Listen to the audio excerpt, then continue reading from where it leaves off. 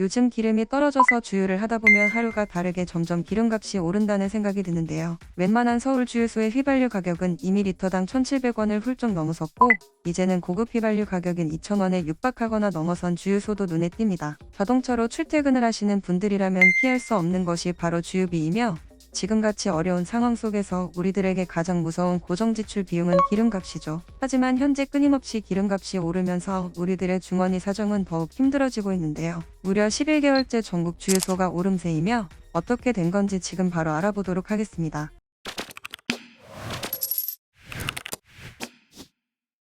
본격적으로 알아보기 전에 기름이 유통되는 과정을 알아보면 수입된 원유는 정유사에서 정제하는 과정을 거치고 저유소에 저장이 됩니다. 그리고 주유소 탱크트럭이 기름을 싣고 전국 주유소에 배달하면 우리들의 자동차에 주유를 하게 되는 방식입니다. 본론으로 돌아와 기름값은 주유소 운영자가 직접 결정하도록 법적으로 보장이 되어 있어서 지역별마다 동네마다 기름값이 다를 수밖에 없는데요. 최근 한국석유공사 육아정보 서비스 오피넷에서 발표한 자료를 살펴보면 10월 셋째 주 전국 평균 주유소 휘발유 판매 가격은 지난주보다 45원이 올라 리터당 1,734원으로 집계가 되었는데요. 그럼 전국이 아니라 제일 비싼 지역과 제일 저렴한 지역은 어디일까요? 바로 서울과 부산입니다. 서울의 경우 지난주보다 36원이 올라 1,808원이 되었으며 이 수치는 무려 7년 전이었던 1,800원을 돌파한 수치인데요. 부산 또한 지난주보다 39원이 올라 1,708원으로 집계가 되었습니다. 결국 부산의 기름값도 저렴한 것이 아니기 때문에 전국 곳곳에서 기름값 때문에 등골이 휜다라는 말이 나오고 있는데요.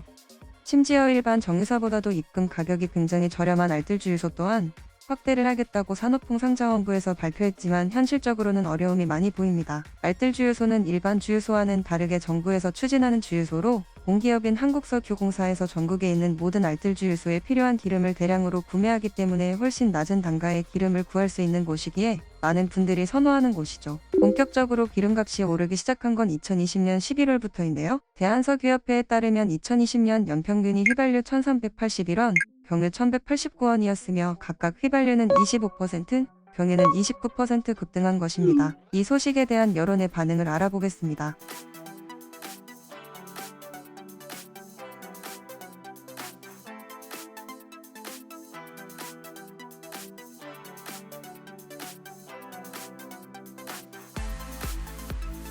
그렇다면 도대체 어떤 이유로 기름값이 오르는 것일까요? 전국에 있는 주유소 사장님들끼리 모여 담합을 하는 것일까요? 이렇게 기름값이 급등을 하게 된 가장 큰 이유는 5가지가 있는데요. 첫 번째는 원유를 생산하는 나라의 산유국들을 비롯한 협의체에서 증산 속도를 유지하기로 했기 때문입니다. 과거 허니버터칩과 같은 이유로 기름을 원하는 수요는 많은데 기름을 팔겠다는 공급이 낮기 때문이라고 볼 수 있죠. 두 번째는 전 세계적으로 사용하는 가스의 가격이 계속해서 오르고 있으며 최근 여러 국가들에서 민감하게 받아들이는 탄소 배출권으로 대체 연료인 천연가스의 수요가 높아지고 있기 때문입니다. 세 번째는 산유국 중 하나인 이란이 미국과 핵협상 지연의 이유로 국제유가가 상승세를 유지하고 있기 때문인데요.